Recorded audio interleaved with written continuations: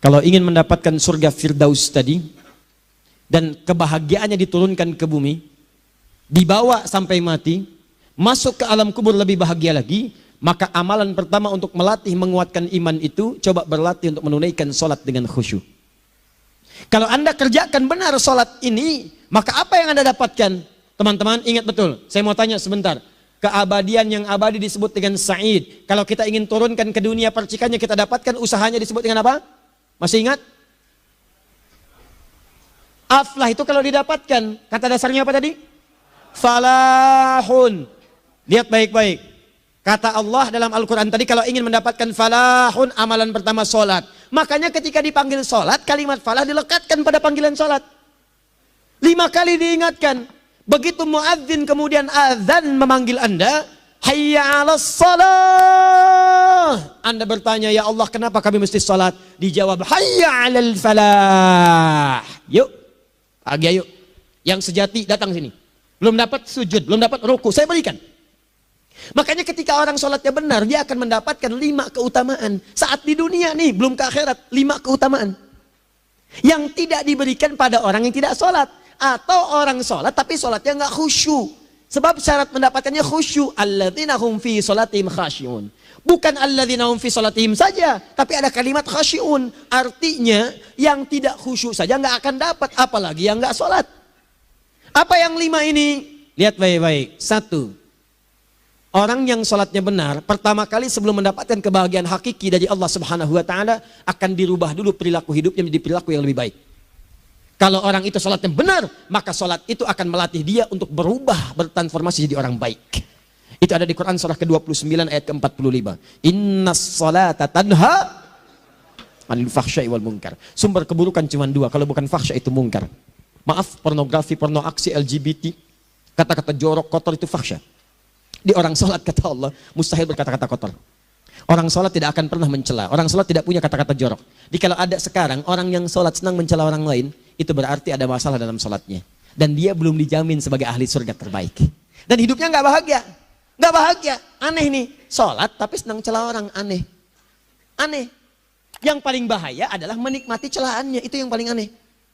Anda ngaji. Anda ikut taklim. Taklimnya sesuai Quran, taklimnya petunjuk sunnah. Anda sholat, Anda puasa, tapi Anda masih senang mencela orang lain dan menikmati celahan itu. Kalau nggak mencela, kayaknya nggak komplit kehidupan.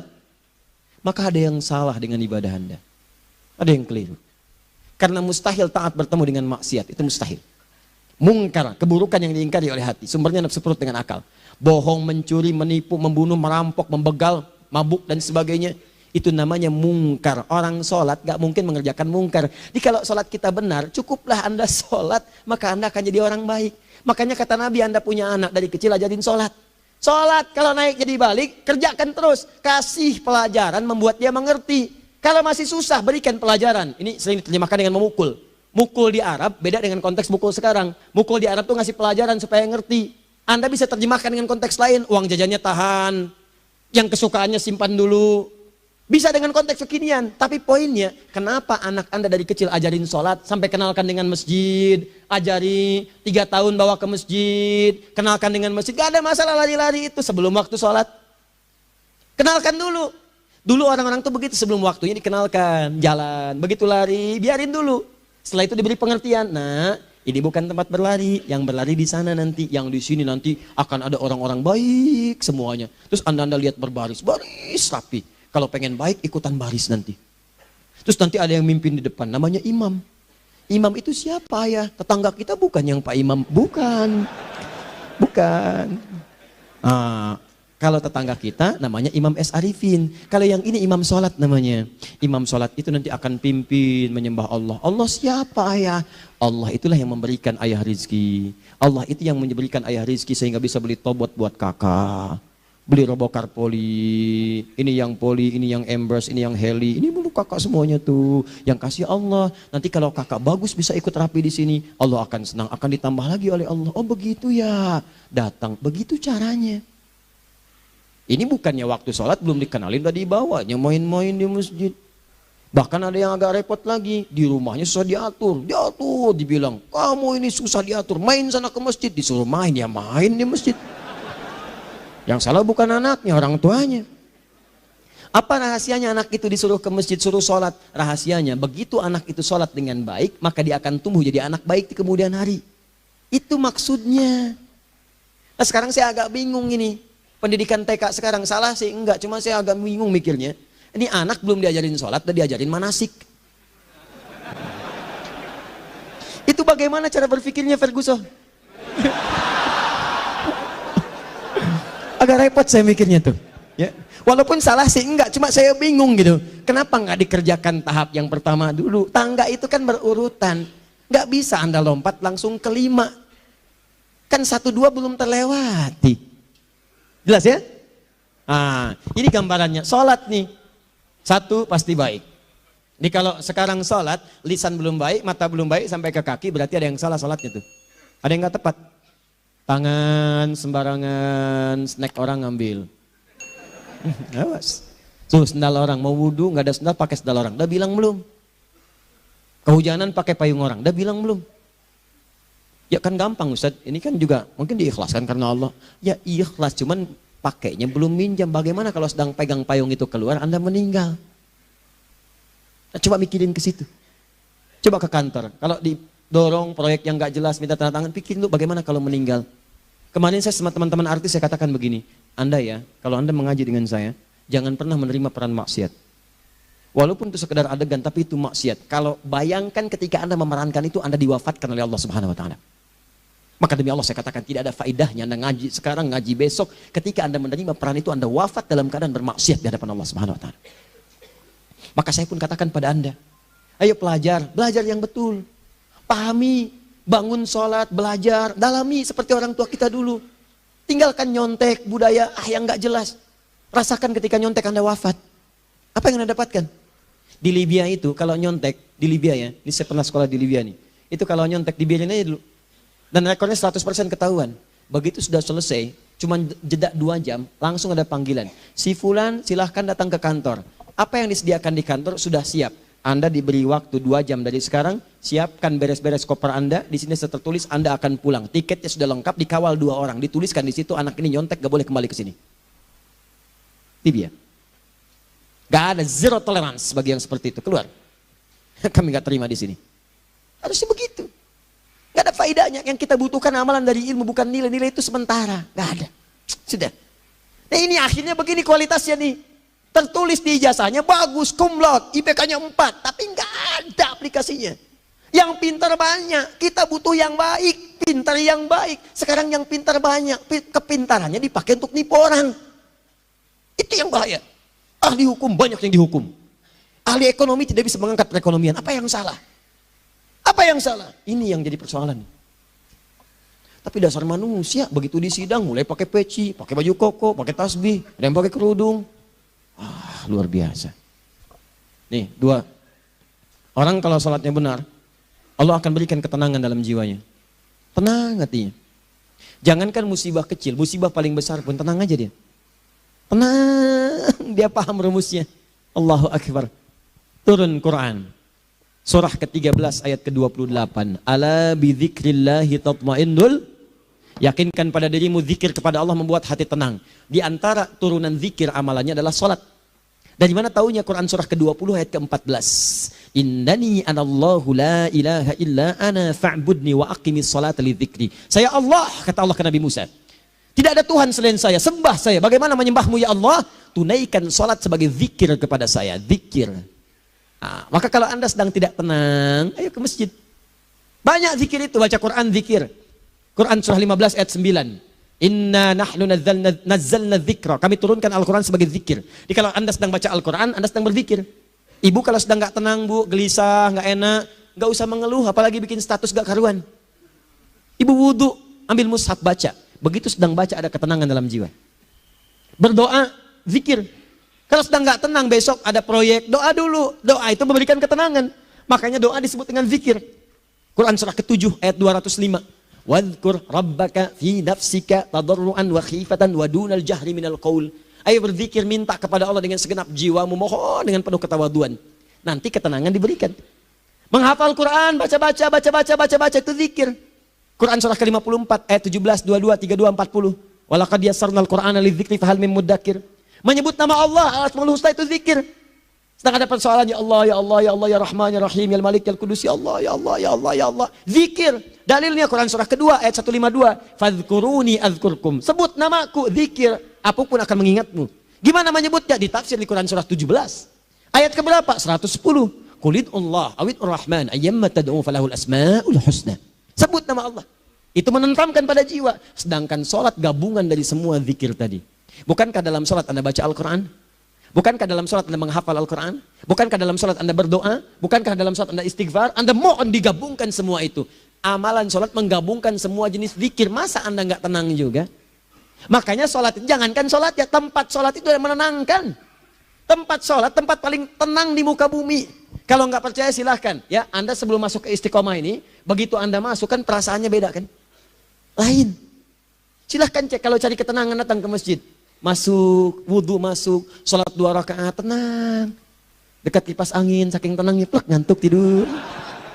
Beneran. Enak. Makanya saat Ramadan kalau orang pengen cari ketenangan, lihat. Di perusahaan-perusahaan penuh tuh musola, pada tidur. Ya, mengamalkan hadis palsu. Ya, dia musoim ibadah, tidurnya orang puasa ibadah, hadis palsu.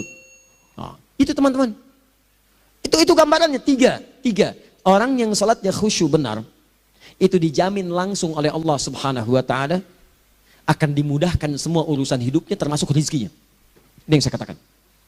Jadi saya katakan tadi, di akhirat ini, di surga, rezeki tinggal ngambil. Anda kalau benar sholatnya, itu langsung dijanjikan oleh Allah. Rezeki itu nggak perlu Anda banyak pikirkan. Ikhtiar sedikit, datang. Bahkan dari sisi yang tidak Anda duga. Apa dalilnya? Quran surah ke-65 ayat 2 dan 3. Ditafsir di Al-Baqarah ayat 2 dan 3. Wa may yattaqillaha yaj'al lahu makhraja. Ada orang yang meningkatkan takwanya kepada Allah, kami mudahkan urusan hidupnya. Setiap persoalannya diberikan jalan keluar, mudah. Solusi. Setiap ada problematika, ada solusi. Wa yarzuqhu min haitsu la yahtasib. Dan kalau dia ingin mendapatkan rezeki, bahkan kami kirimkan dari sisi yang tidak dia duga. Orang lain capek ini datang lagi, tawaran proyek datang lagi. Utsman tuh Masya Allah, kayanya banyak. Tapi yang paling dirindukan bukan saat mendapatkan peningkatan omsetnya. Yaitu saat dia mendapatkan waktu khusus dengan Allah untuk sholat. Malam hari sampai-sampainya sempat sholat tahajud sampai khatam Al-Quran. Abdurrahman bin Auf demikian, Tamim Ad-Dari demikian. Sholat karena tahu sholat itu meningkatkan rizki. Karena tahu kuncinya ada di situ, Allah yang punya rizki. Disebut dengan Razak, pemilik rizki. Maka saya harus punya hubungan dekat dengan Allah. Kalau sudah punya hubungan dekat, mau apa aja gampang. Belum minta, udah diperhatikan. Silahkan cek, Anda punya hubungan baik dengan bos Anda di kantor. Ya, sebelum Anda minta, beliau udah pikirin tuh. Telepon bendahara. Dia udah ngambil belum gajinya? Belum Pak, tambahkan bonus sekian. Kenapa? Karena dia mengawasi Anda. Allah maha tahu dibandingkan dengan bos Anda. Mendekat kepada Allah, semua diperhatikan oleh Allah. Siapa orang takwa itu? Kalimat takwa pertama di Al-Quran, Al-Baqarah ayat 2. Amalannya ayat 3. Dzalikal kitabu la raiba fihi hudal lil. Siapa muttaqin itu? Ayat 3-nya. Alladzina yu'minuna bil ghaib wa yuqimunas shalah. Nih. Gampang. Kalau pengen mudah hidupnya gampang. Biaya nggak mahal, tenaga nggak banyak. Tingkatkan takwa. Nih. Jadi kalau hidup Anda masih susah, di kantor champion, di rumah tangga bermasalah terus, atau sebaliknya, maka boleh jadi kalau gelar Anda tinggi, harta Anda banyak, tapi selalu punya masalah, bukan Anda kurang hebat, bukan Anda kurang kedudukan, bukan Anda kurang kaya, Anda kurang takwa. Dan yang paling dahsyat, mungkin sholat Anda belum berkualitas. Orang yang sholatnya benar, khusyuk dia, bahkan saat sholat itu kalau dia minta, maka seketika doanya akan dikabulkan. Tanpa diskusi, langsung, seketika. Contoh, Quran surah ketiga, ayat 38-39. Demi Allah saya katakan, Nabi Zakaria punya masalahnya pelik. Sudah berumah tangga, istrinya divonis monofos, maaf bahkan mandul. Gak mungkin punya keturunan. Maka apa yang beliau kerjakan? Secara singkat, beliau sholat.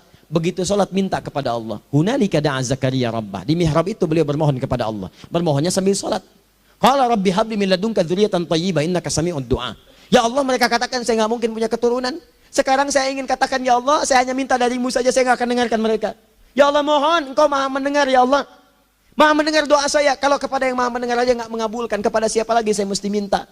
Apa yang terjadi? Fanadatul malaikat wa huwa qa'imun yusalli fil mihrab. Turun malaikat mengabarkan sedangkan beliau masih sholat, belum selesai dalam sholatnya. Sholat khusyuk itu belum selesai sholat aja dikabulkan, doa sudah turun. Sholatnya belum selesai, doa sudah dikabulkan. Annallaha yubashshiruka bi Yahya. Allah kasih kabar gembira. Doa kamu didengar, dikabulkan. Kamu akan punya anak. Namanya langsung dari Allah Yahya. Artinya hidup yang mustahil menurut manusia. Lahir seorang dari rahim perempuan yang menepus dan mandul. Bayi yang hidup, kata Allah nggak ada yang mustahil bagiku. Jadi dan jadi dia.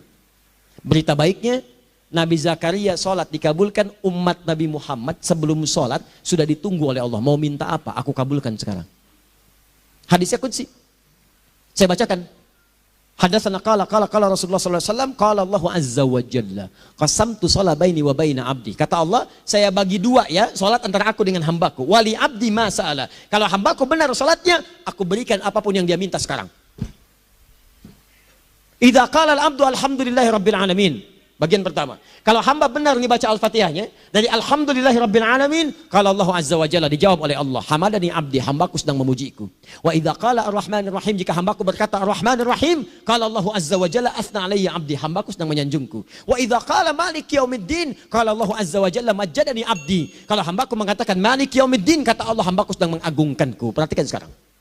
Wa idza qala al-abdu iyyaka na'budu wa iyyaka nasta'in. Jika hambaku berkata sekarang, ya Allah, kami sekarang ibadah, sholat menyembahmu. Dan kami sekarang sedang punya masalah, kami hanya minta tolong kepadamu ya Rabb. Apa jawabannya? Beda dengan sebelumnya. Kata Allah, hadza baini wa baina abdi. Inilah perjanjian antara aku dengan hambaku. Wali abdi, kalau hambaku benar khusyuk sholatnya sampai detik ini, baru sampai Al-Fatihah itu pun belum tuntas. Baru sampai Al-Fatihah itu pun belum tuntas. Kalau benar bacaannya, betul sholatnya dari takbir sampai dengan selesainya, sampai ayat itu, iyyaka na'budu wa iyyaka nasta'in, kata Allah, masalah apapun yang dia minta sekarang, aku akan kabulkan. Besok saya kasih rahasia. Yang di KBP. Ada awal pembuka di awal sebelum Al-Fatihah yang kalau Anda benar bacanya, itu pengantar kepada pengabulan doa di Al-Fatihah. Apa itu? Besok. 5. Yang kelima ini yang paling diharapkan. Dan ini penutup dalam kajian kita malam ini. Teman-teman sekalian, perhatikan baik-baik. Jika Anda benar mengerjakannya, maka Allah akan jamin langsung Anda akan mendapatkan kesuksesan dan kebahagiaan di semua aktivitas Anda. Kalau jadi suami, suami yang sukses, rumah tangga yang bahagia. Kalau jadi pegawai, pegawai yang sukses, dan di kantor bahagia. Masih ingat? Kesuksesan yang menghadirkan kebahagiaan, konteksnya dunia disebut dengan falah. Dipegang disebut dengan aflah. Dikembalikan lagi ke atas. Ke surah ke-23 ayat 1 dan 2. Qad aflahal mu'minun. Apa amalannya? Alladzina hum fi salatihim khashi'un. Persoalannya, kalau Anda salat belum mendapatkan satu di antara 5 ini, apa masalahnya? Pertama masalahnya, kata Al-Quran, boleh jadi yang salat itu belum khusyuk. Apa itu khusyuk? 2 maknanya, dan saya tutup di sini. Apa yang 2 itu? 1, kebanyakan orang salat masih membawa dunia dalam salatnya. Makanya kalau pengen khusyuk, kata Allah, maka Anda rasakan akan bertemu Allah. Rumusnya Quran surah kedua ayat 45 sampai 46. Rasakan secara singkat, mungkin itu sholat terakhir yang Anda akan kerjakan dalam kehidupan. Mungkin di sholat itu Anda wafat. Kata Allah, alladzina yadhunnuna annahum mulaqu rabbihim. Orang khusyuk itu sudah kelihatan dari sebelum sholat, dia sudah merasa persiapan menghadap Allah. Persiapan ke manusia aja, dia sudah siap-siap, mandi dulu, ganti pakaian, pakai parfum, macam-macam dan sebagainya. Hanya memenuhi undangan manusia. Allah mengundang Anda 5 kali dalam sehari. Ya maaf, mengabulkan doa Anda, mencukupkan kebutuhan, menyembuhkan kalau sakit, disiapkan Anda. Harusnya apa? Penampilan sempurna. Kata Quran, orang khusyuk itu kelihatan sebelum sholat, pakaiannya kelihatan. Quran surah 7 ayat 31, ya bani Adam khudzu zinatakum inda kulli masjid. Hai anak cucu Adam, kalau tiba panggilan dari masjid, kenakan pakaian terbaikmu. Di anak cucu Adam tuh kelihatan. Kalau orang khusyuk, begitu azan kelihatan pakaiannya lain. Pakaiannya indah. Khudzu zinatakum, kenakan pakaian terbaikmu. Dipakai, bertemu Allah. Bertemu manusia aja pakaian bagus-bagus. Ini aneh ya, ada orang salah ibadah aja. Orang salah ibadah pakaiannya bagus-bagus. Lihat nih hari-hari tertentu, besok tuh. Orang mau ke tempat masing-masing tuh. Ada yang pakai jas, pakai dasi, pakai batik, pakai kebaya. Anaknya dibawa, dikuncir 2, bawa manisan, macam-macam. Mau salah ibadah aja, tampilan bagus. Masa antum yang benar ibadahnya nggak bagus? Bedakan. Pakaian futsal, pakaian sholat, ganti dengan yang sholat. Ini gimana pakaian sholat, pakai pakaian futsal. Depannya gambar Messi, belakang Ronaldo. Repot. Malaikatnya juga bilang, kamu salah baju, harusnya Luka Modric.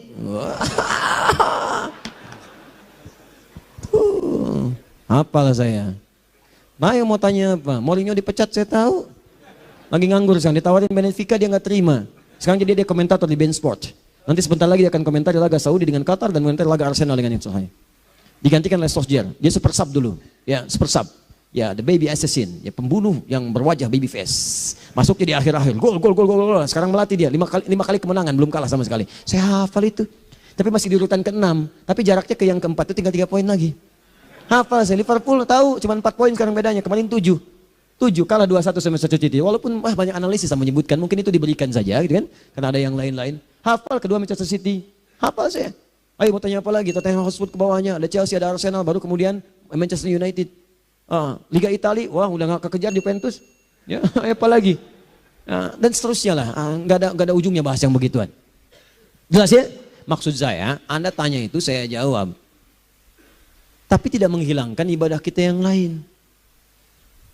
Dan apa ruginya? Ya tahajud dah. Apa yang bisa dikerjakan besok, lihat besok.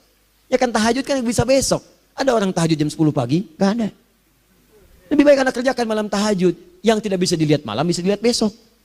Cara berpikirnya bagaimana kalau besok meninggal? Gak kesampaian teman-teman sekalian. Gak kesampaian. Nah maka dari itu, Anda kalau mau ada panggilan sholat, siap-siap baju yang bagus. Itu sempurnakan. Anda panggilan orang mandi, panggilan Allah. Buka Quran surah 5 ayat 6, sempurnakan wudhu. Ya ayyuhalladzina amanu idza qumtum ila shalah faghsilu wujuhakum. Wudhu yang baik. Berpakaian yang rapi. Kenapa? Karena boleh jadi saat dipanggil Anda wafat saat itu. Maka wafat Anda dalam keadaan yang suci, dengan keadaan tobat, dengan pakaian terindah pada saat itu. Yang kedua, maaf, orang-orang kurang khusyuk itu saya tutup. Yang kedua itu karena kebanyakan orang sholat tidak paham, tidak mengerti apa yang dibaca dan dilakukan dalam sholatnya. Jujur pada diri sendiri, jawab pada diri Anda. Sampai sekarang Anda sholat, berapa persen bacaan sholat yang Anda pahami? Jangan-jangan selama ini Anda sholat ribuan kali sujud, ribuan kali ruku. Gak ada yang paham yang dibaca. Sekian persen yang paham, bagaimana sholat Anda bisa khusyuk. Pekerjaan Anda dipahami, urusan akhirat Anda gak dipahami. Di mana cara berpikirnya? Aku yang bagaimana atau engkau yang harus bagaimana? Ya, coba berubah. Nah ini baru satu amalan, belum yang lainnya. Ada 5 amalan lagi. Yang kalau kita bisa turunkan itu, selain sholat yang khusyuk, maka jaminan tadi akan datang. Baru sholat khusyuk aja 5 datang. Apalagi ditambah dengan 5 amalan lainnya lagi. Demi Allah saya katakan, dunia kecil sekali, gak ada nilainya. Akhirat aja enak. Nikmat.